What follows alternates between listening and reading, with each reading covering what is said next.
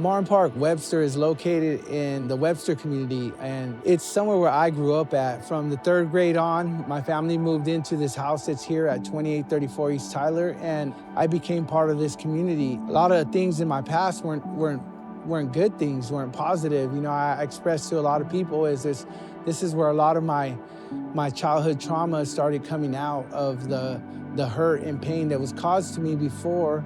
Still had a grandfather that was really harsh, and like I said, this tree behind me was something that he used to use to punish me with. And what was ugly at one point, it becomes a beauty. Now that as this tree grows, we trim it and it becomes a place for kids to come and do their homework on the grass. And it's just taking back what the enemy has taken. I knew Oscar, but about a year later, Oscar and another man from Hope Now, a guy named Johnny, they called me up and wanted to meet to talk about some ideas they had. Oscar and Johnny went on to tell me about the original Martin Park on Glen Street, which is a house that he had there, and there was a lot with some stuff that they wanted to do something with. It was already started by Dr. Martin a while back, but there was a lot to do for the things that we wanted to do. So they asked me, you know, can I help out? And mainly what I am is a contractor, and I can kind of get things organized. And so we started doing some physical improvements on site. Well, there were several life groups that got involved, but there were 2 particular ones. One was Matt Dildine's group that he had, and they were involved in quite a few things on helping cooking days. When we have a Halloween type event, we call it Light the Night. And so we have people that show up and they man booths, they talk to the kids, play basketball. And then we had another group of a men's group, I think it was connected with David Ramirez's group, that was the men's group. And they did a lot of physical improvements around the property for us. Fixing fences, fixing decks, and putting up patio covers. So we had a lot of things going on with those life groups.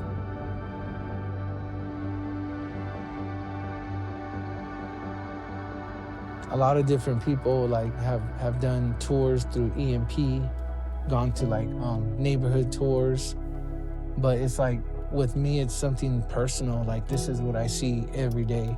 I'm constantly going around this community, talking about what I do, giving the resource at the light to make a right. Like in this community, this is like the busy intersection, but there's nothing here. There's not, every corner has nothing. Like, there's a small liquor store, there's no grocery stores, there's no opportunities for people to get produce. And like I said, it's not like that we don't have parks. We have a park that's called Dickey's Playground. We have another park, they call it San Pablo Park. People don't want to come to the park because of some of the drug activity that happens. Our communities are saturated with crime and drugs and just ugliness, but we are the light. We're the pillar that God's called us to be here in these communities. So as we bring people on tours, we show them the one thing that's valuable in these communities that no one could oversee is the elementary school. These are kids that need to have the hope and the encouragement that many of us didn't get that grew up here. But now as adults, we get the opportunity to be the light to these communities. As I've been around Oscar and Martin Park and the things that have gone on down here with the different people involved, God's hand has not been hidden. It is all over this place. It's on Oscar, it's on the park, it's on the staff members. It just becomes obvious. You get excited. The gate behind us is done by a small group from the Well. Different projects that are here have been done by the Well.